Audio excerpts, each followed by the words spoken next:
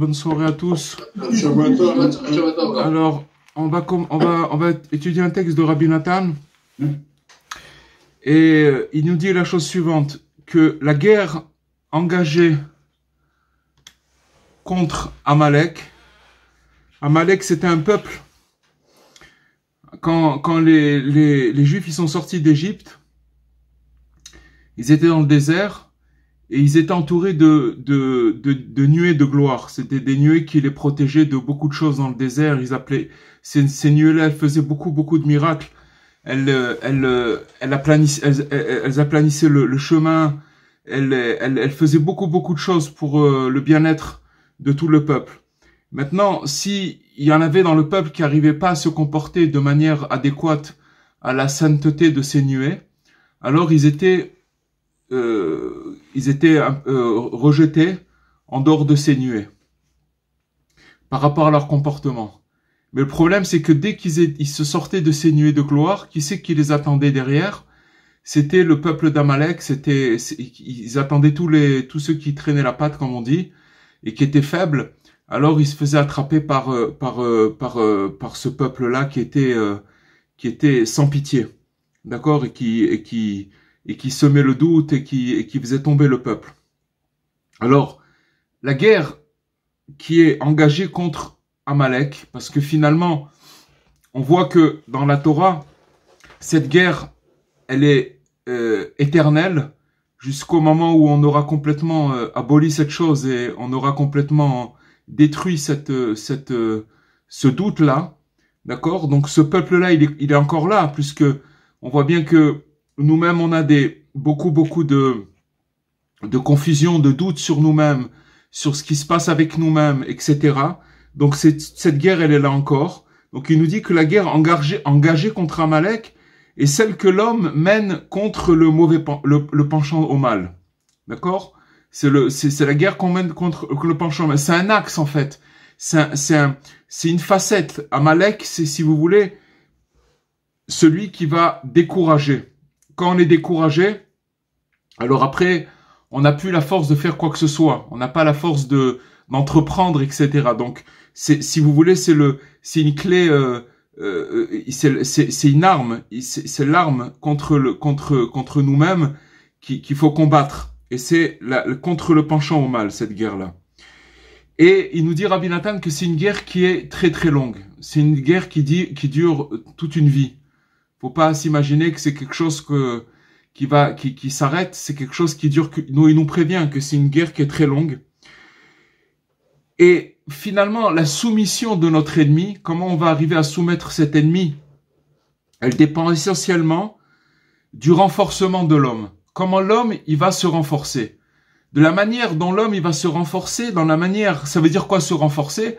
S'en renforcer, c'est-à-dire quand il va être dans la bataille. C'est-à-dire qu'il va pas se laisser, abattre. Il va pas se laisser aller, il va se renforcer. Peu importe dans le degré dans lequel il se trouve. Donc, si vous voulez,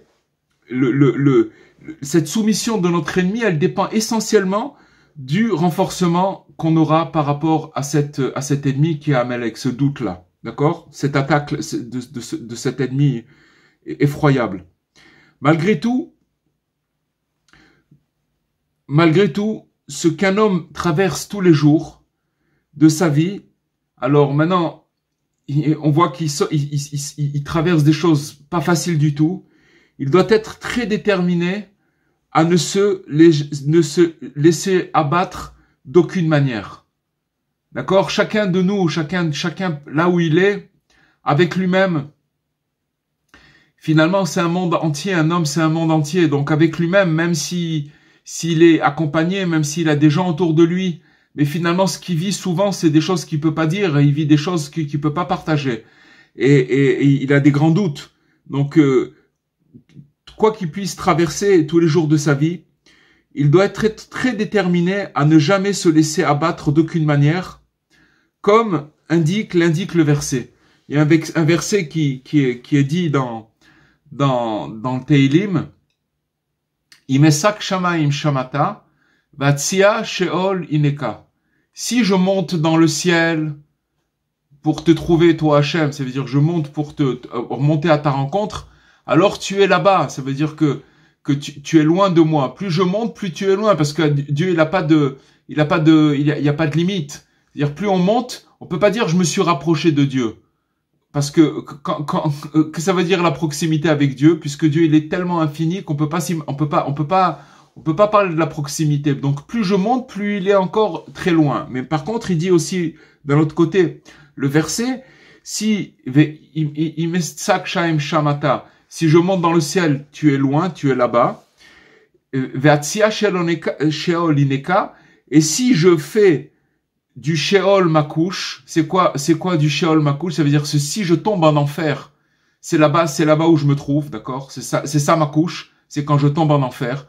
Se tomber en enfer, ça veut dire se dégrader moralement ou physiquement, peu importe. Chacun, toutes les choses qui nous amènent à une dégradation du moral, etc., ça s'appelle l'enfer, d'accord? Donc ça veut dire que la personne, elle fait l'enfer sa couche, ça veut dire que c'est son quotidien.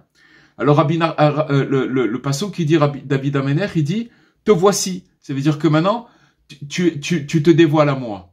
En fait, quand je monte et que Dieu plus je monte, plus il est inaccessible parce que il a pas de limite, d'accord? Mais si je tombe dans l'enfer, alors te voici, alors je le trouve pour tout de suite. En fait, on va faire une parenthèse pour dire que le Baal Shem Tov, quand il est venu sur terre, il est venu à une époque où, si vous voulez, ceux qui avaient accès aux livres, c'était vraiment l'époque, le début de l'imprimerie, c'était avant l'imprimerie même. Donc ça veut dire que tous les livres, ils étaient écrits à la main. Et c'était vraiment le début. Ça veut dire ceux qui avaient des livres imprimés, c'était imprimé avec des lettres de plomb. Je sais même pas si à cette époque il y en avait encore, que ça commençait. Je pense que ça devait à peine commencer. Donc ceux qui avaient des livres, ça coûtait énormément cher. Et ceux qui avaient des Talmuds, c'était que l'élite. C'est pas comme aujourd'hui, si vous voulez, où on peut trouver des livres sur Internet, on peut trouver tous les livres traduits. On a un accès total à tout ce qu'on veut et très facilement. Mais à l'époque, ceux qui étudiaient, c'était les élites, parce que c'est pas tout le monde qui pouvait se permettre d'avoir des livres chez soi à la maison. Donc le Baal Shem Tov, il a trouvé deux sortes. Dans le peuple juif, il y avait deux sortes de juifs. Il y avait l'élite qui représentait un pourcentage infime du peuple juif, peut-être 5% du peuple juif, et la majeure partie du peuple juif, c'est pas qu'ils voulaient pas pratiquer, mais ils étaient dans des bourgades, et ils étaient loin ils avaient pas accès aux livres, et petit à petit, ils avaient perdu la connaissance, ils arrivaient pas à apprendre, et donc petit à petit, ils avaient perdu la pratique, bien qu'ils gardaient la foi en Dieu. Alors, il a vu ces deux sortes de juifs, donc l'élite qui était érudit. Il est parti voir l'élite, il leur a dit, vous croyez que vous êtes à rapprocher de Dieu, que vous êtes proche de Dieu, mais sachez que Dieu est très très très loin de vous. Parce que par le fait que vous croyez que vous êtes proche de Dieu, alors Dieu il est très très loin de vous. Et il est parti voir les gens simples, c'est comme ça qu'il a commencé à réunir autour de lui, le vendredi soir, le Shabbat, toutes sortes de gens, de paysans, de gens des puiseurs d'eau, des cordonniers, des gens simples. Et il leur a dit, vous croyez que vous êtes loin de Dieu, parce que vous n'avez pas la connaissance, mais sachez que Dieu, il est avec vous à chaque instant. Il est à côté de vous. Et il a dévoilé cette chose-là. Il a remis les choses à leur place.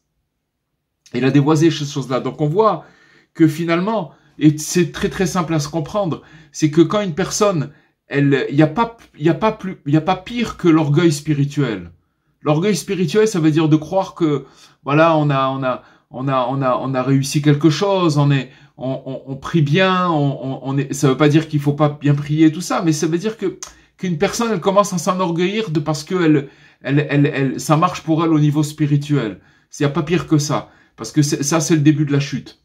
Et c'est pour ça dès qu'une personne, elle commence un petit peu à réussir au niveau spirituel, c'est très très compliqué de garder la tête froide parce que on se sent rempli d'une vitalité et de quelque chose de très fort.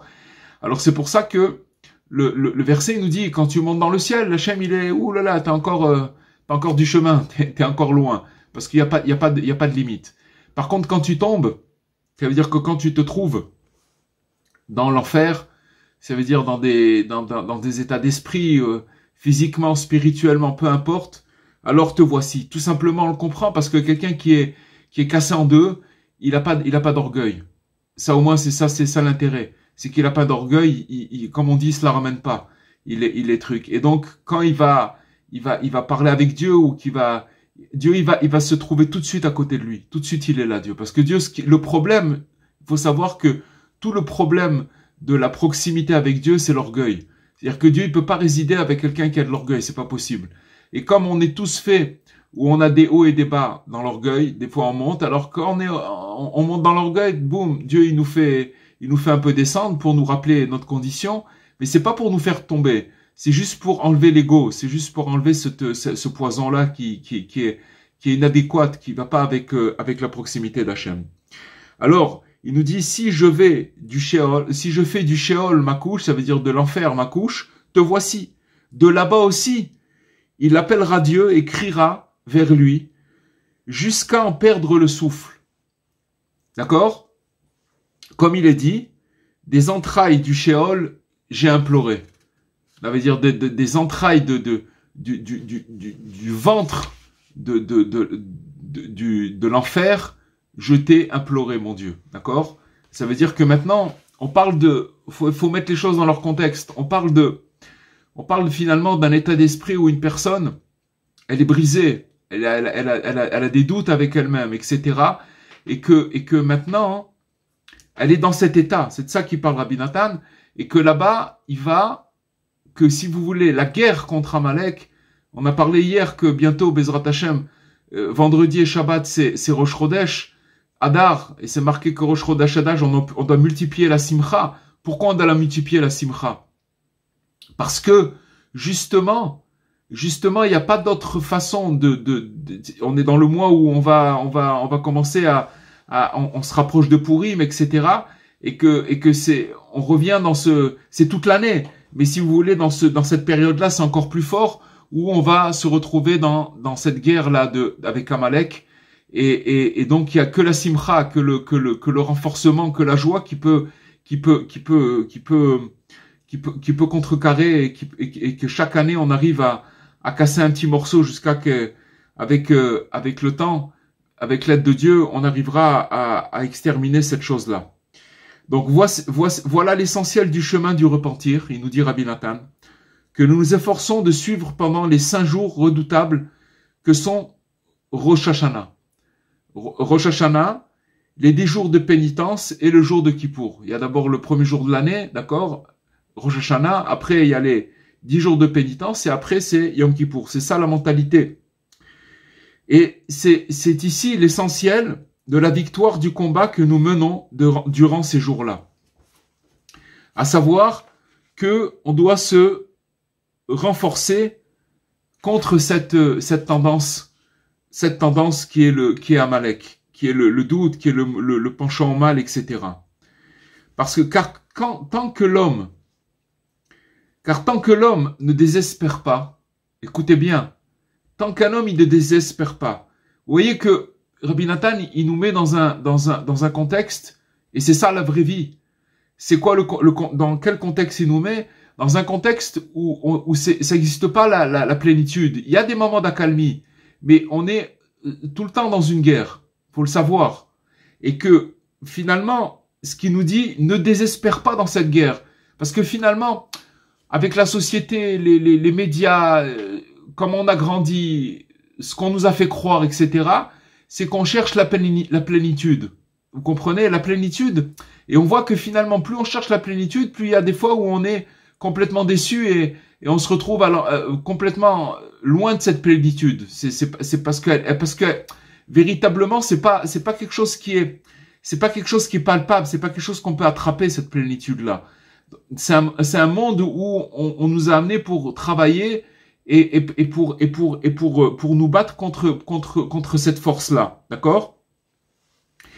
Et maintenant, c'est pour ça qu'il nous dit, tant qu'un homme, il ne désespère pas, mais se renforce afin de prendre à chaque fois un nouveau départ. Ça aussi, c'est une clé. Ça veut dire que maintenant, il faut pas vieillir dans ce monde-là. Il faut prendre, parce que ça veut dire quoi, prendre un nouveau départ? Ça veut dire que maintenant, voilà, encore une fois, tu t'es ramassé. Encore une fois, tu t'es trompé. Encore une fois, t'as chuté. Encore une fois, t'as cru des choses, c'était truc. Donc, reprendre un nouveau départ. C'est ça l'arme fatale. C'est de reprendre un nouveau, quel qu'il soit, peu importe la personne où elle se trouve. C'est un nouveau départ. C'est un nouveau départ de dire, voilà, comme une fois, ils ont dit à Rabbi Nathan, ses opposants. Ils lui ont dit, tu vas te retrouver en enfer. En parlant de Rabbi Nathan, ses opposants, ils lui ont dit comme ça, tu vas te retrouver en enfer, tu mérites l'enfer. Alors Rabbi Nathan, il dit peut-être qu'ils ont raison, mais moi, si je vais en enfer, et que j'ouvre le Likutei Moharan, le livre principal de Rabbi Nachman, alors je vais me retrouver, et tous les tzadikim ils vont venir étudier, et je serai au paradis, tout simplement. Ça veut dire qu'il n'y a pas les attaques, elles sont là, mais le truc, c'est qu'il faut pas désespérer. Mais qu'il doit se renforcer, afin de prendre à chaque fois un nouveau départ, quel qu'il soit. Ça, on l'a dit déjà. Alors, celui qui fait ça, qu'est-ce qu'il dit Rabbi Nathan? Il est appelé le vainqueur de la guerre. Vous voyez, là, il y a une nuance très, très importante. On pense que de gagner la guerre, c'est et un homme, psychologiquement, il cherche toujours dans sa vie, allez, je cherche la tranquillité, je cherche cette chose-là. Et il est rattrapé par la vie, parce qu'il y a des choses qu'on peut pas gérer, on peut pas appréhender, il y a des choses qui se passent, etc. Mais là, il nous donne une autre, alors, la tranquillité, En vérité, même quand quelqu'un il est tranquille, il n'est pas tranquille parce qu'il dit combien ça va de temps ça va durer. D'accord? Donc il est toujours dépassé par les événements. Alors que là, Rabbi Nathan, il nous dit la chose suivante. Il dit il y a une guerre, d'accord? Maintenant, le principal, c'est de ne pas désespérer dans cette guerre. Et celui qui se désespère pas, quel qu'il soit, c'est-à-dire qu'il donne pas un niveau précis, il dit quel qu'il soit, ça veut dire ça peut être l'homme le plus, d'accord? On parle du plus bas au plus haut, peu importe, quel qu'il soit. Alors il est appelé vainqueur de la guerre. C'est-à-dire que qui c'est qui s'appelle déjà, qui a le titre de vainqueur de la guerre, même s'il est dedans, c'est celui qui ne se désespère pas. En réalité, pourquoi? Parce que, alors, je vais juste dire Rabbi Nachman, il ramène une parabole, une histoire, c'est une parabole, où il raconte l'histoire d'un homme qui avait un grand magasin. Il avait un magasin, il avait une certaine richesse, ça marchait bien pour lui. Et une fois, il y a des brigands, des pilleurs, qui sont rentrés dans son magasin et qui lui ont volé tout ce qu'il avait dans le magasin.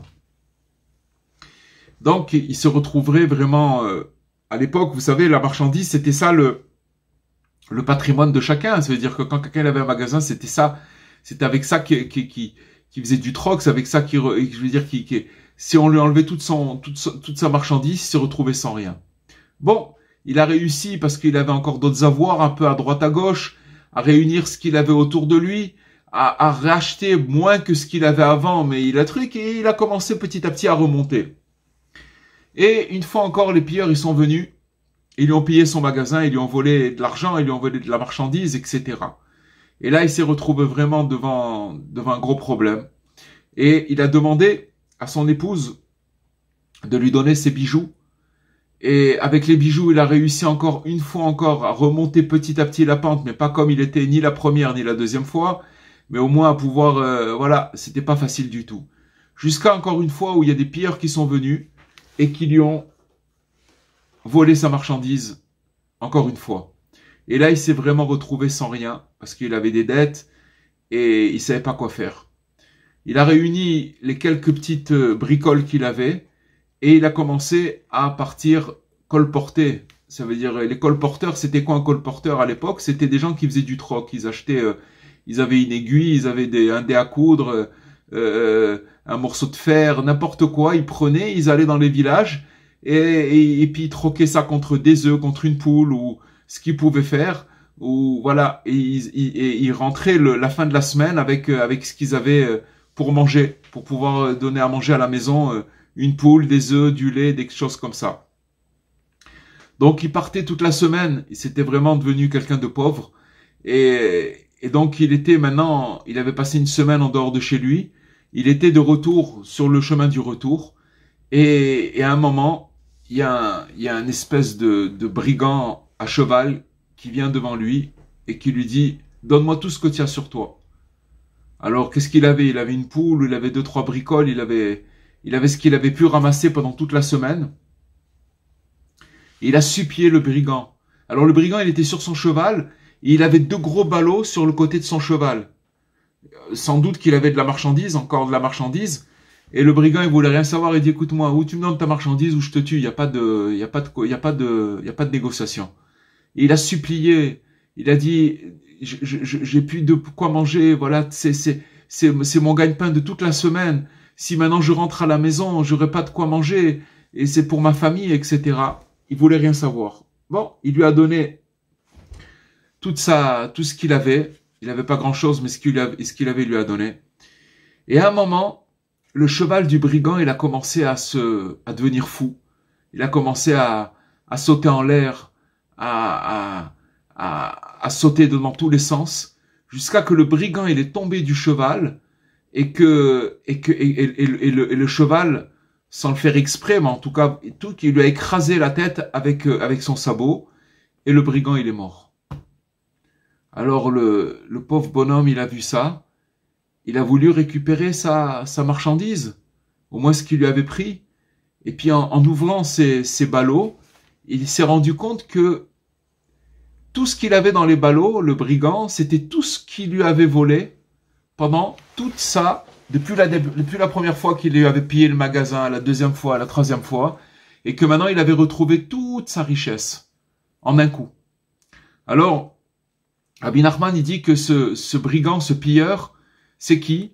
C'est Amalek, c'est le Yetzer Hara, c'est le mauvais penchant, c'est l'imagination, appelez-le comme vous le voulez. Mais c'est celui qui vient nous piller, nous voler et nous violer tous les jours, d'accord? Qui veut essayer de nous casser en deux et nous faire oublier le monde futur, nous faire oublier qu'on a des trésors extraordinaires en nous. Et il vient, il nous pille. Et maintenant, il dit Rabbi Nachman, on voit chez ce bonhomme-là que malgré les claques qu'il a pris, il a toujours recommencé jusqu'à qu'à la fin, il s'est pas découragé. Il est resté jusqu'à la fin, et qu'à la fin, il dit Rabbi Nachman que finalement, tout ce qui nous a volé pendant toute notre vie, le Yetzer Hara, tous ces trésors qui nous a, à la fin, si on ne s'est pas découragé, alors on va tout récupérer, et on va être des grands riches. Le principal, c'est de pas se décourager. C'est ça qu'il nous dit. Donc c'est pour ça qu'il a appelé la personne qui se décourage pas le vainqueur de la guerre. Le vainqueur de la guerre, c'est pas que ça y est, j'ai réglé le problème. C'est que je suis dans une guerre et le principal de l'anéantissement de cet ennemi, c'est de pas se décourager.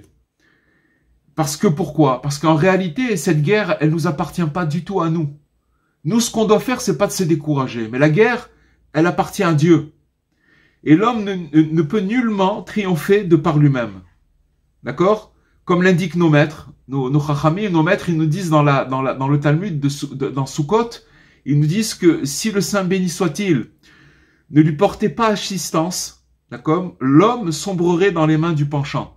C'est-à-dire que, en fait, à chaque fois qu'on arrive, on croit que c'est par notre force, des fois, qu'on peut arriver à tenir d'une manière ou d'une autre, et c'est complètement faux. Si Dieu, il n'était pas à chaque fois à côté de nous pour nous porter assistance, finalement, quand il nous porte pas assistance, c'est là où on tombe. Mais quand il nous porte assistance, c'est là où on tient. Mais c'est pas du tout. Donc cette guerre-là, c'est Dieu qui l'amène, c'est pas nous. Mais Dieu, ce qu'il nous demande, c'est de tenir et de pas se désespérer. C'est ça le truc. Parce que c'est ce qui explique le verset suivant, qui est marqué dans la paracha, dans Shemot. C'est marqué que guerre à Amalek par l'Éternel, d'accord? La guerre contre Amalek, c'est l'Éternel qui l'a fait, de siècle en siècle. Nous, on est si vous voulez, des participants, mais en tant que juste participants, on est juste là, si vous voulez, pour pas se désespérer. Voilà, mais parce qu'Hachem nous a demandé de pas nous désespérer et qu'à la fin, tout va s'arranger. Mais cette guerre-là, elle se répète, et c'est Dieu qui l'a fait. C'est Dieu qui fait cette guerre-là. En vérité, il y a un côté que quand on dit que c'est Dieu qui fait la guerre, où ça nous décharge beaucoup de pas de notre responsabilité, mais du poids qu'on pourrait avoir. Parce que, si vous voulez, quand Dieu, on sait que c'est lui qui fait la guerre, ça veut dire que nous, on est pris dans un tourbillon. Alors, c'est comme dans une tempête. Voilà, tu vas passer une tempête, mais ne te décourage pas là-bas. Garde espoir, ne t'inquiète pas. Reste fort, c'est comme ça, si vous voulez, notre participation à la guerre, c'est de faire flancher l'ennemi, c'est de pas désespérer, c'est de se renforcer à chaque fois. Néanmoins, l'homme est tenu à se renforcer à chaque fois de plus belle pour ne pas déserter les rangs, pas revenir en arrière. Faut pas revenir en arrière. Ça veut dire déserter les rangs, c'est tout simplement de dire bon, ok, j'ai été malmené, j'ai eu des trucs. C'est comme ce pauvre bonhomme qui s'est fait piller par les pilleurs.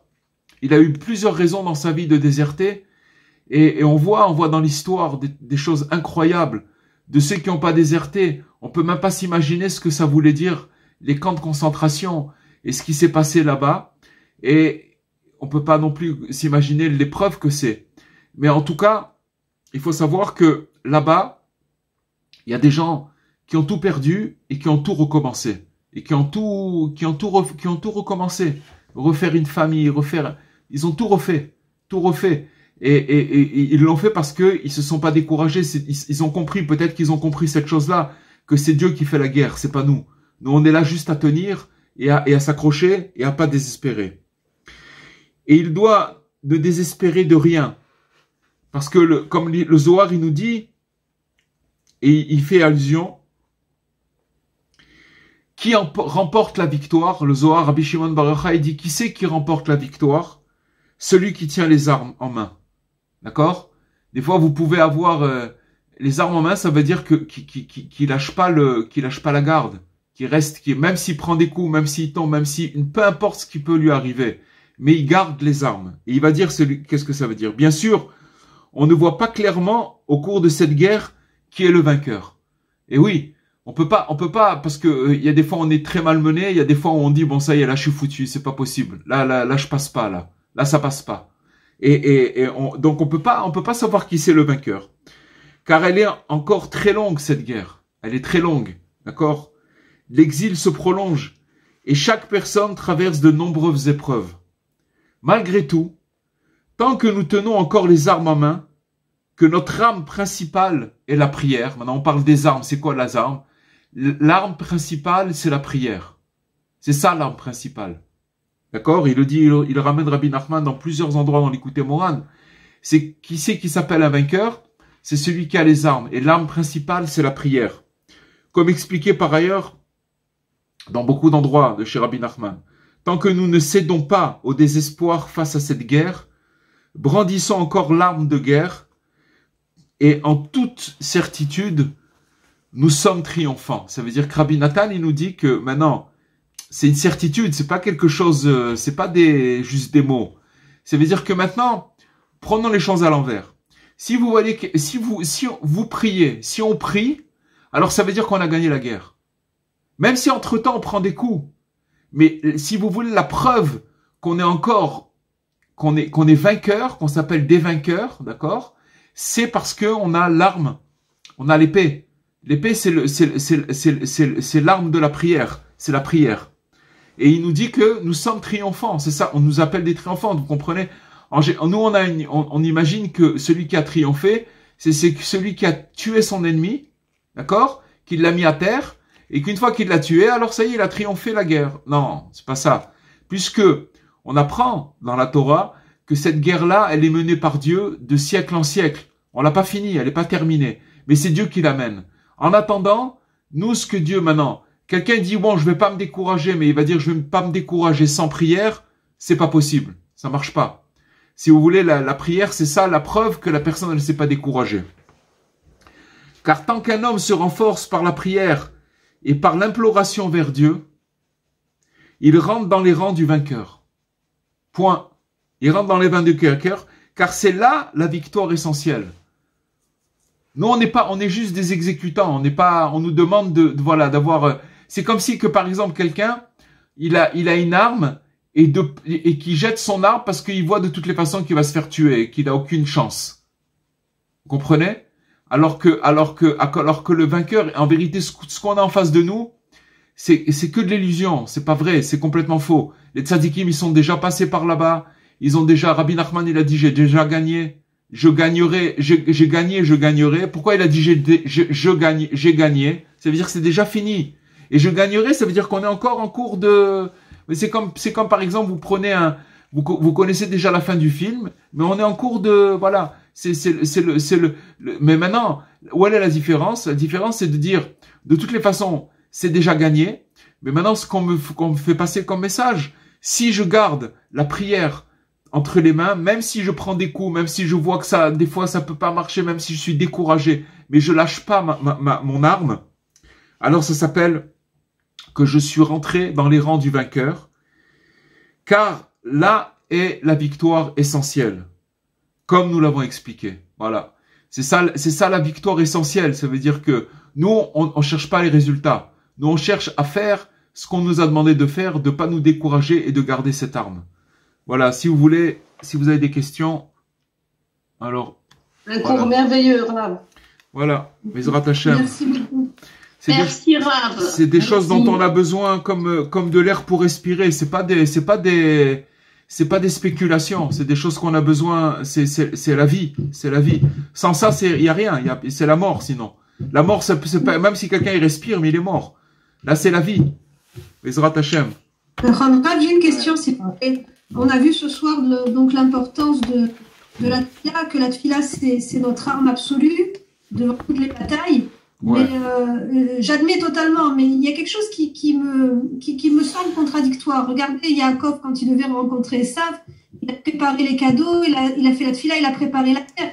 Il y avait une vraie guerre physique qui se préparait. Sarah Imenou, quand elle a eu un problème avec Agar, Manu Mitari, elle l'a pris, elle l'a jeté dehors.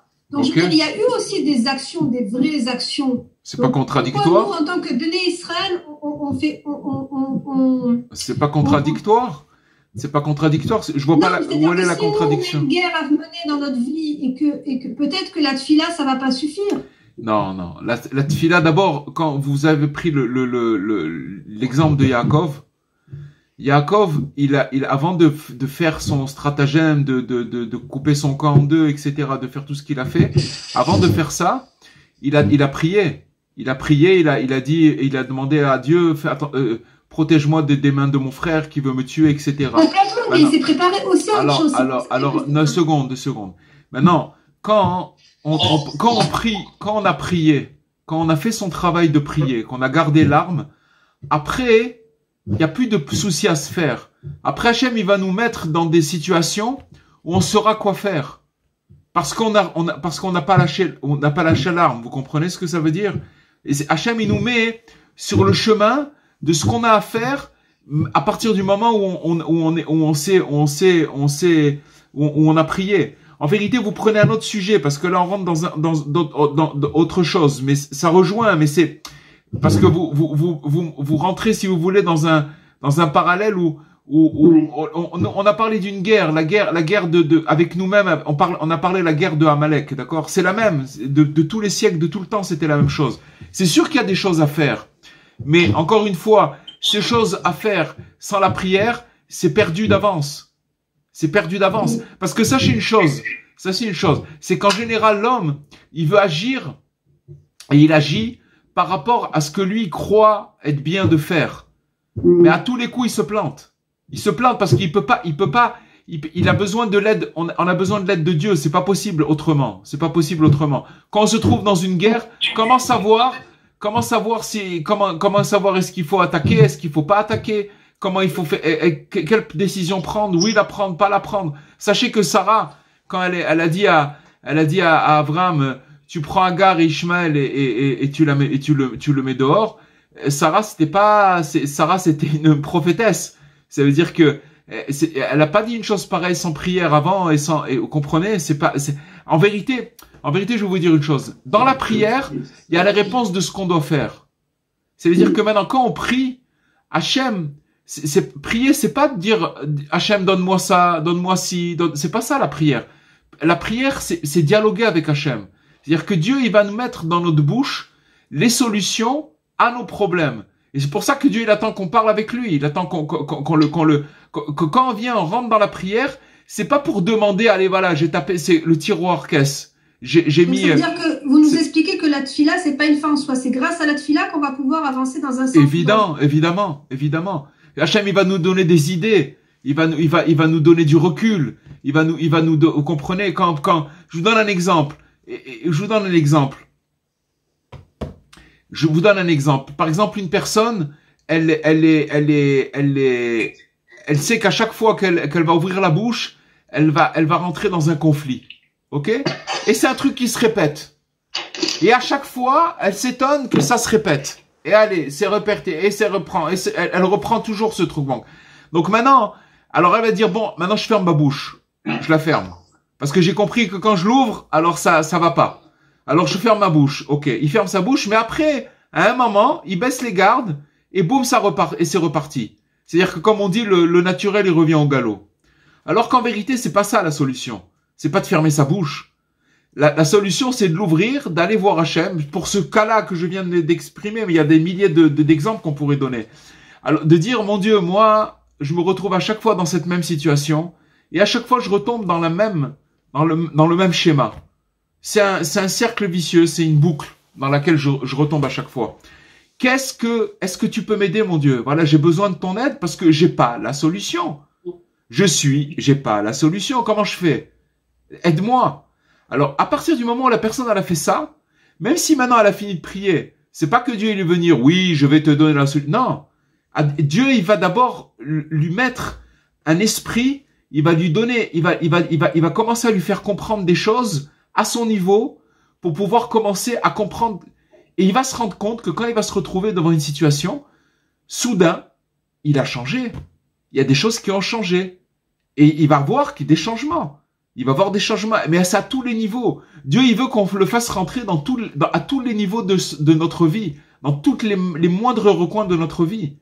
Si Rabbi Nachman, il a dit à Rabbi Nathan, même sur des lacets de chaussures, il faut prier.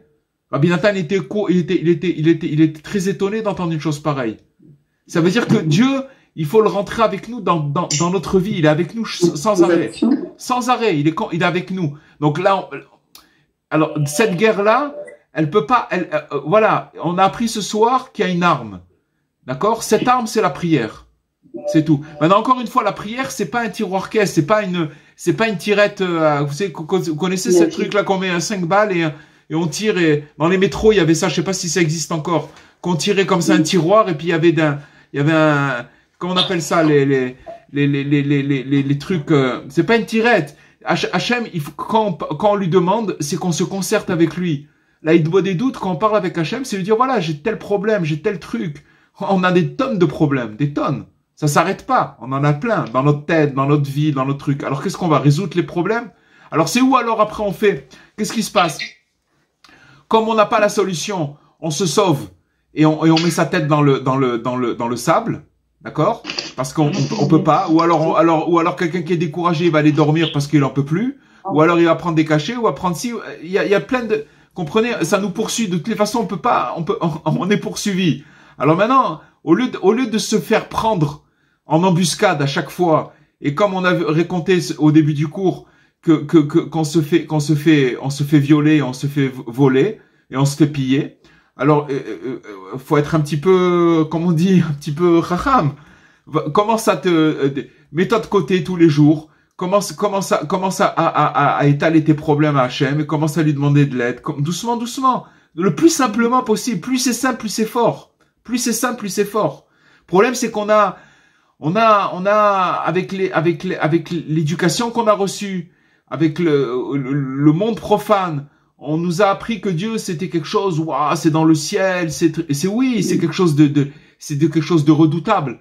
Mais c'est quelque chose où on s'est trompé, on nous a vendu quelque chose, et à cause de ça, on est fermé. À cause de ça, on est fermé. Dieu, c'est pas ça. Dieu, il est là avec nous, il a de la complainte, il est miséricordieux, il attend de nous donner des solutions chaque instant. Béhémet, c'est comme ça. C'est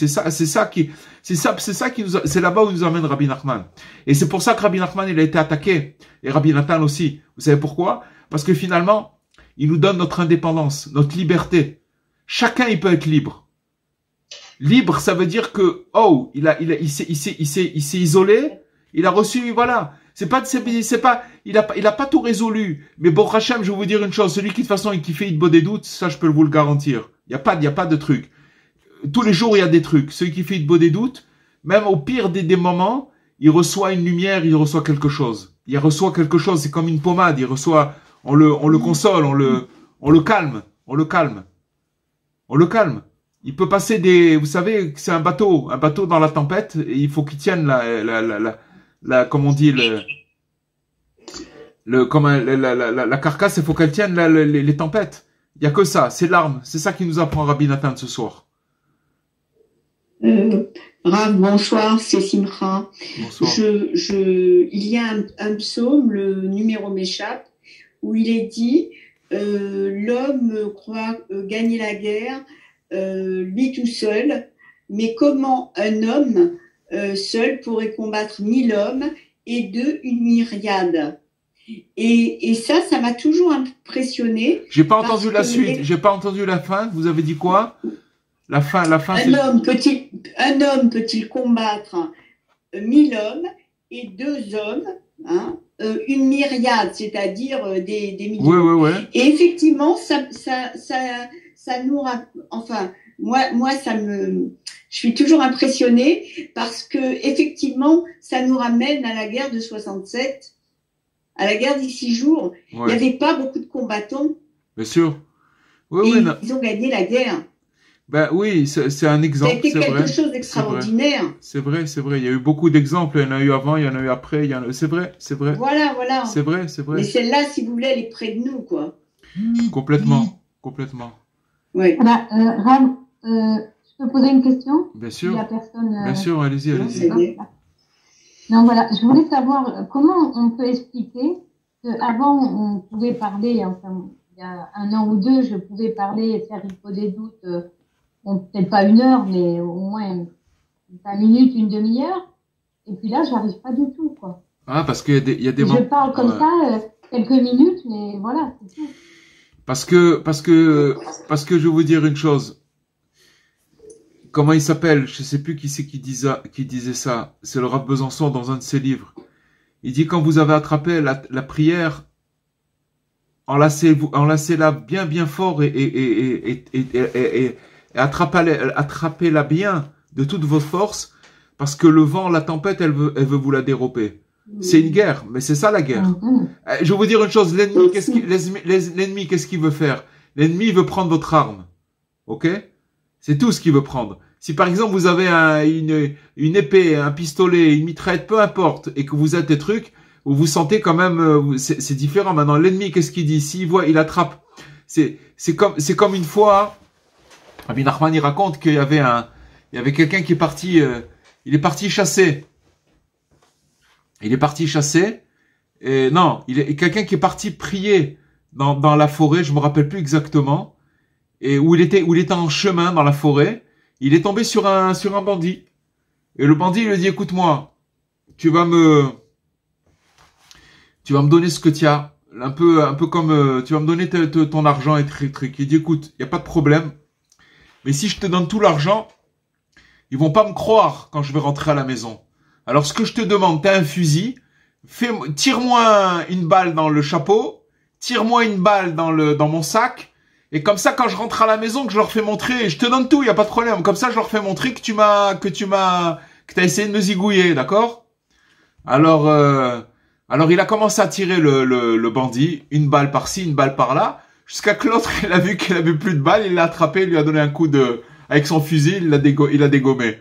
Vous comprenez, c'est exactement la même chose. Ça veut dire que maintenant, si on n'a plus d'armes, si on n'a pas l'arme, alors ça y est, ça s'appelle on a, voilà. Mais c'est pas grave, c'est normal. Je vais vous dire une chose, Mazal, c'est que quand on fait de beau des doutes, c'est normal que il y a des moments où on nous le reprend le truc et qu'on est complètement perdu et on se dit mais attends, j'arrivais à prier mais maintenant parce que là c'est la guerre. Ça c'est la guerre. Ça on est rentré dans la guerre. Mais alors c'est pas de problème. De toute façon, je vais vous dire une chose, reprendre l'arme, c'est la reprendre, c'est de se remettre au travail, de se remettre à la prière. Vous comprenez? Rav, excusez-moi, Rav, justement, on en a parlé hier soir avec Mazal, justement, de ce sujet-là. Moi, j'avais une autre explication. Peut-être que je me trompe complètement. Est-ce que les premières des doutes qu'on parvenait à faire pendant des heures, moi la première, et que je n'arrive plus effectivement, est-ce que c'était parce qu'on était dans un désespoir absolu ou Non, c'est pas. Je vais vous dire pourquoi, d'où ça vient. Les choses, tout ce qu'on reçoit, où on monte très haut et que ça marche très très bien, c'est tout simplement parce que Dieu veut nous faire goûter cette chose-là. Et encore une fois, c'est pas nous, c'est que Dieu il nous donne la facilité de le faire. Et vous savez, c'est marqué une chose pareille, c'est que quand quelqu'un il se rapproche, qui est loin et qui veut se rapprocher de Dieu, alors Dieu qu'est-ce qu'il met? Il met comme cette personne elle est éloignée et qu'elle n'a pas la force de pouvoir se rapprocher, elle lui met une âme qui se féconde à lui, une âme de tzaddik qui l'accompagne. Et cette âme-là, c'est elle qui lui donne avoir envie de faire les choses et de trucs. Alors, c'est tout. Si maintenant quelqu'un il peut faire pendant des heures il des doutes ou n'importe quoi, c'est pas parce que c'est pas sa force à lui. On lui donne une force supplémentaire. Mais maintenant, pourquoi on lui donne cette force-là? On avait déjà parlé de cette chose-là. C'est que pour qu'après, quand on lui enlève cette force-là, c'est pas pour lui le punir, pas du tout. C'est qu'on lui dit maintenant, vas-y, fais ton travail. C'est comme je vais vous donner un exemple. C'est comme quelqu'un, il va rencontrer une fille pour se marier ou un garçon, une femme qui va rencontrer un garçon pour se marier, d'accord? Alors, au début, chacun, il se fait des beaux yeux et c'est magnifique et tout ça. Et c'est marqué que finalement, jusqu'à il y a une chimie qui se fait et tout ça. Et après, le vrai travail, c'est après quand on se marie. C'est ça le travail où il commence. Parce que ce qui était avant les préparations du mariage, et même si on veut dire encore, allez, on va pousser un petit peu le mariage et les 7 jours du mariage, voilà, on va passer ça. Alors c'est mignon, c'est très très beau, mais après c'est le travail. Alors maintenant, qu'est-ce qu'il fait Dieu?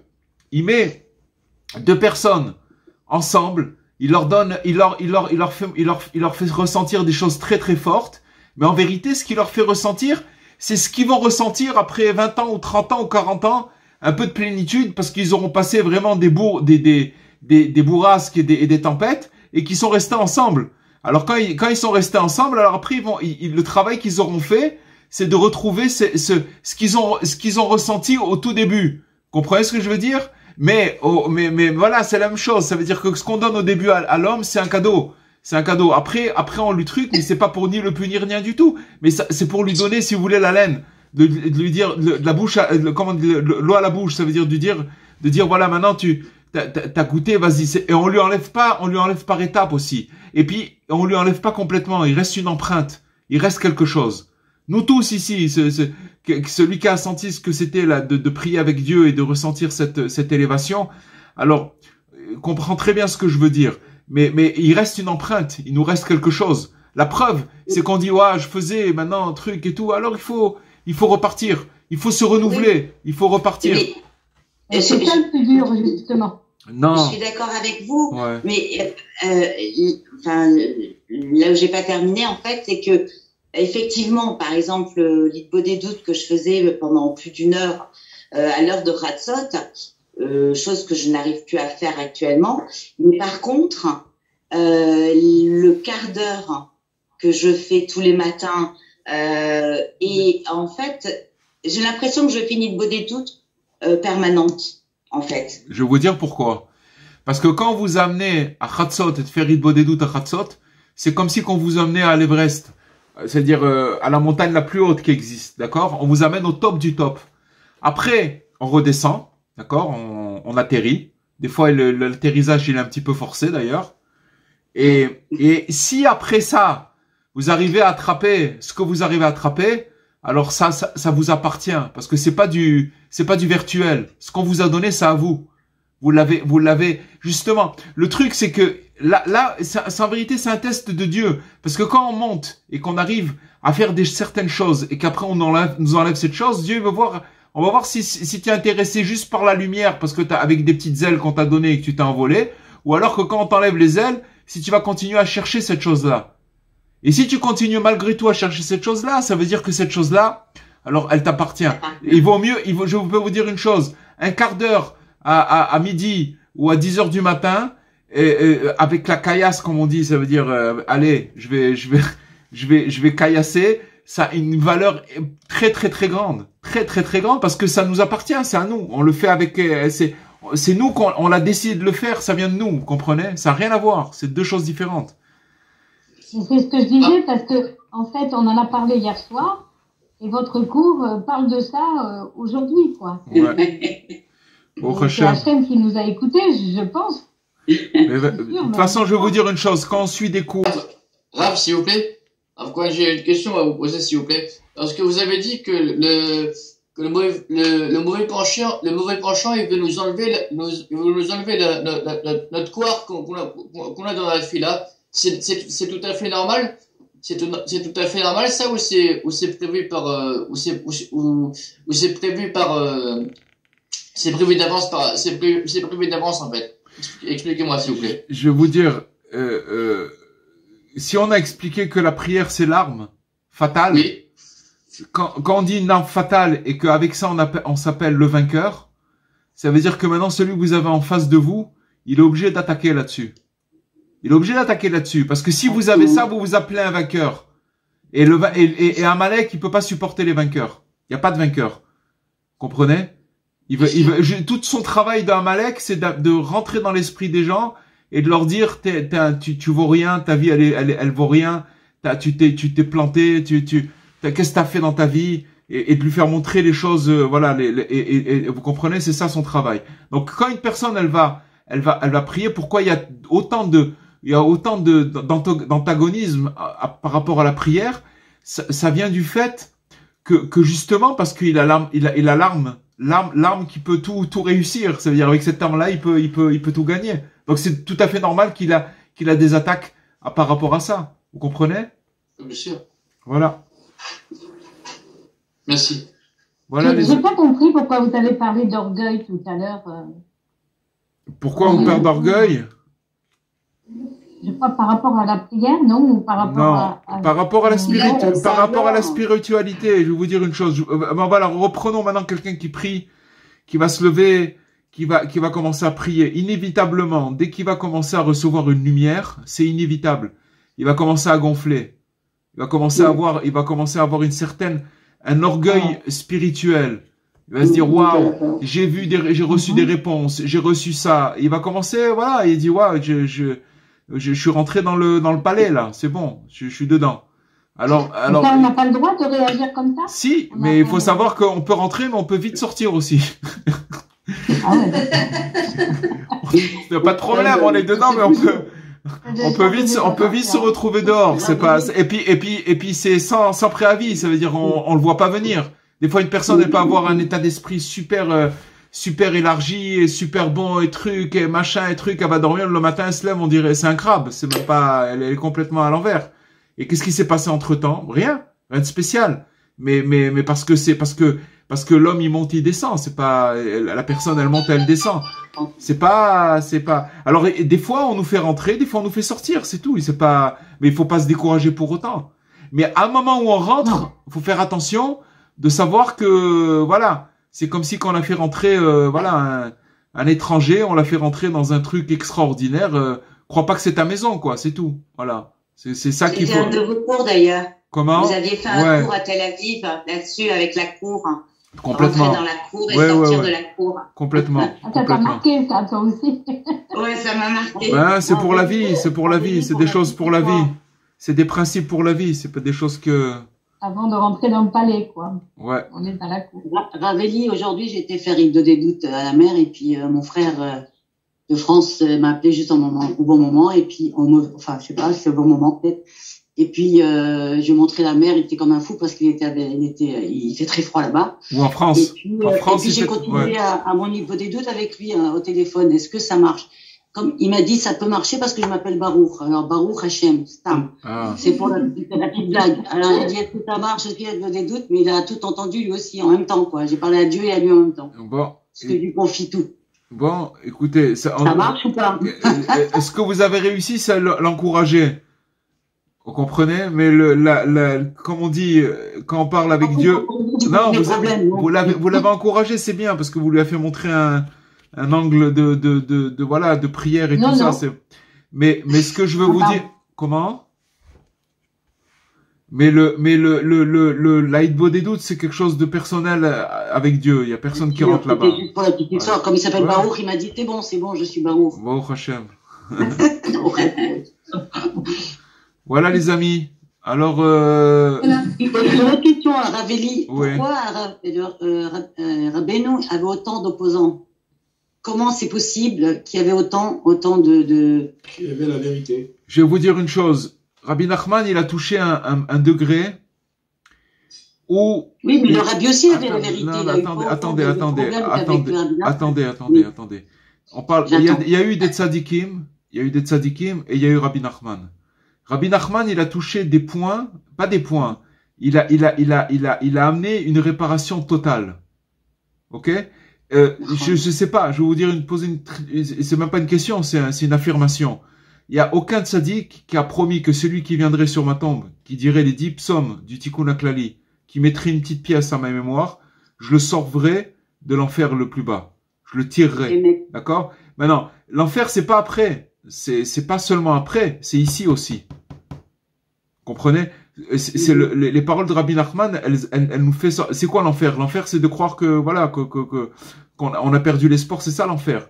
Il dit Rabbi Nachman que ce monde-là, c'est un enfer.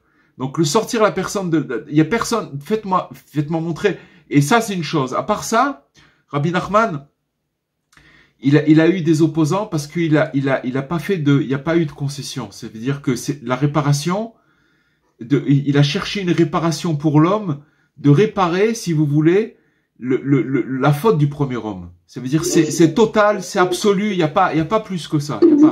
Maintenant, ça veut pas dire qu'il y a eu d'autres tzadikim, il y a eu des tzadikim extraordinaires. La preuve, une chose, je vais vous dire, il y a eu des tzadikim à l'époque du Baal Shem Tov qui étaient capables d'enlever le libre arbitre d'une personne. À savoir qu'une personne, elle a plus de libre arbitre. C'est-à-dire qu'elle peut faire que le bien. Il y avait des tzadikim qui étaient capables d'enlever ce libre arbitre. Ça, c'est une chose. Mais Rabbi Nachman, il voulait pas ça. Rabbi Nachman, il voulait que chacun ait son libre arbitre. Et là où il est, petit qu'il soit, petit, grand, moyen, peu importe qui il est, d'accord? Peu importe qui il est, que de là-bas, il a la possibilité, il lui donne les clés pour remonter et pour s'en sortir. C'est révolutionnaire. Regardez ce qu'on est en train de faire. On se connecte, on parle de Rabbi Nachman, et c'est tout. Au XXe siècle, et alors qu'il y a d'autres choses à faire, de comprenez, parce que je dis, mais pourquoi? Parce qu'il et c'est à cause de ça, il a eu, entre autres, il a eu cet antagonisme. Et cet antagonisme, il est, moi je vais vous dire, moi j'ai connu Rabbi Nachman il y a 40 ans, d'accord? J'avais 16 ans. Maintenant, il y a 40 ans, je peux vous garantir quand on a habité avec le Rav Besançon à Aix-les-Bains, eh ben, quand vous parliez de Breslev, c'était des fous. C'était des fous. C'était des gens qui allaient dans la montagne, mais c'était un truc, on pouvait même pas, ils étaient sympathiques, hein, très sympathiques, mais on nous voyait un peu comme des gens un peu spéciaux quand même, comprenez? D'aller se lever la nuit, en plein milieu de la nuit, de partir au Revard, avec la neige, au milieu de la nuit, aller prier dans la forêt, c'est un peu, vous comprenez ce que je veux dire? Maintenant, ouais, et petit à petit, et ben, voilà, petit à petit, les choses, elles ont, comprenez, aujourd'hui, c'est même pas ça, c'est que les gens, ils sont tellement à l'ouest qu'ils ont besoin c'est tout, c'est cette parole, et c'est rien, ce qu'on est en train de vivre maintenant, ce n'est que les débuts, c'est un truc c'est qu'une préparation pour cette chose-là, c'est qu'une préparation. Pour ça qu'il faut diffuser, il faut parler, tout ce qu'on apprend, il faut le dire autour de nous. C'est très très important, très très important.